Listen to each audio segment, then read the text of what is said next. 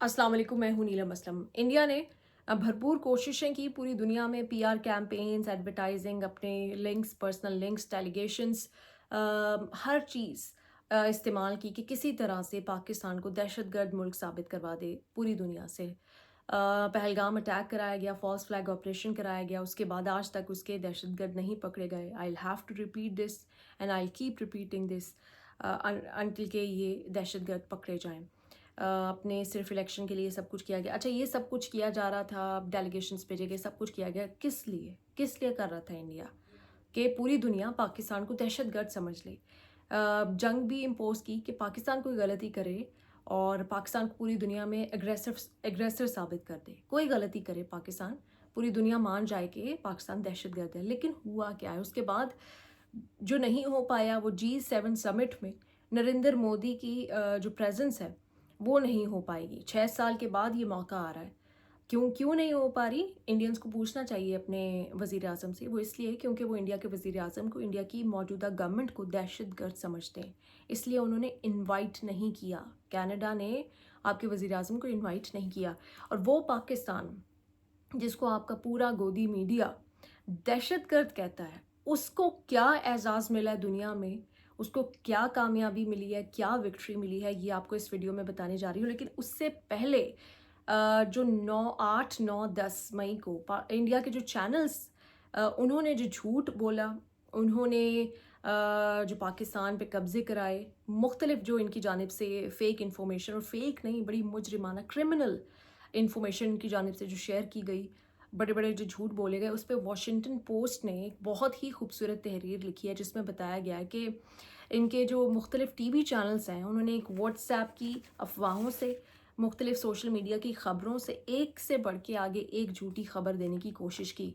सबसे पहले तो जो इनका स्टेट ओन्ड चैनल है प्रसार भारती, उसकी जानिब से उन्होंने ये सबसे पहले न्यूज़ दी थी कि पाकिस्तान के आर्मी चीफ को पकड़ लिया गया है। उसके अलावा इनका एक टाइम्स नाउ चैनल है, उसने भी एक फ़ेक न्यूज़ दी जिसमें ये कहा गया कि इंडिया की जो फोर्सेज हैं वो पाकिस्तान में एंटर हो गई हैं। फिर TV9 ने कहा कि पाकिस्तान के जो वज़ीर आज़म हैं उनको अरेस्ट कर लिया गया। इनका जो जी न्यूज़ है, ABP है, NDTV है, उन सब ने, जो कि पूरी दुनिया में अपने आप को बड़ा समझते हैं कि बड़े कोई जर्नलिस्टिक स्टैंडर्ड्स के मुताबिक बड़े बड़े चैनल्स हैं, उन्होंने भी फेक, गलत, झूठी खबरें दी, फैलाई। 900 TV चैनल्स हैं इंडिया में और 900 के 900 पर झूठ, फेक इन्फॉर्मेशन, मिस इन्फॉर्मेशन चल रही थी। आप सोचिए कि इंडिया के लोगों से सिर्फ हमदर्दी ही की जा सकती है जिनका मीडिया, जिनको वो खुद, जिसको वो गोदी मीडिया कहते हैं, लेकिन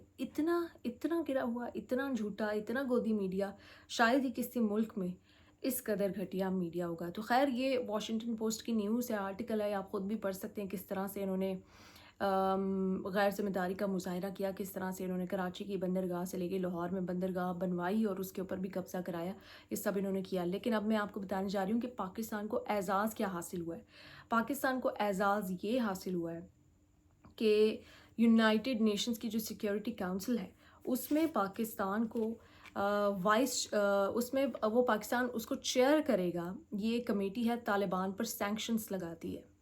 और इसके अलावा पाकिस्तान को एक और एजाज़ मिला है कि पाकिस्तान वाइस चेयर करेगा counter terrorism committee of the United Nations को। अब इंडिया क्या साबित करना चाह रहा है कि पाकिस्तान दहशतगर्द है? यूनाइटेड नेशंस पाकिस्तान को वाइस चेयर बना रहा है, किस कमेटी का? एंटी टेररिज्म कमेटी का, काउंटर टेररिज्म कमेटी का।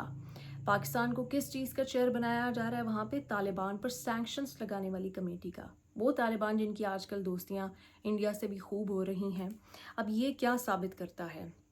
और ये जो तालिबान पर सैंक्शंस वाली कमेटी है, ये क्या करती है? तालिबान के साथ जो रवाबित रखते हैं या तालिबान के साथ तालिबान की जो एक्टिविटीज़ हैं उसमें उनको फैसिलिटेट करते हैं, उनके एसेट्स जो हैं उनको मुंजमद कर सकती है, उनको फ्रीज़ कर सकती है, उन पर ट्रैवल बैन्स लगा सकती है, मुख्तलिफ़ किस्म की सैंक्शंस लगाई जा सकती हैं उन ऑर्गेनाइजेशंस पे, उन अफराद पे, उन कंट्रीज़ पे जो तालिबान को सपोर्ट करते हैं उनकी इलीगल एक्टिविटीज़ में। और पाकिस्तान उसका क्या है? पाकिस्तान उसका चेयर बन गया है, वाइस चेयर है काउंटर टेररिज्म कमेटी का। क्या साबित करता है? पूरी दुनिया ने, पूरी दुनिया की सारी कंट्रीज़ यूनाइटेड नेशंस में हैं, डेलीगेशंस भी भेजे गए थे।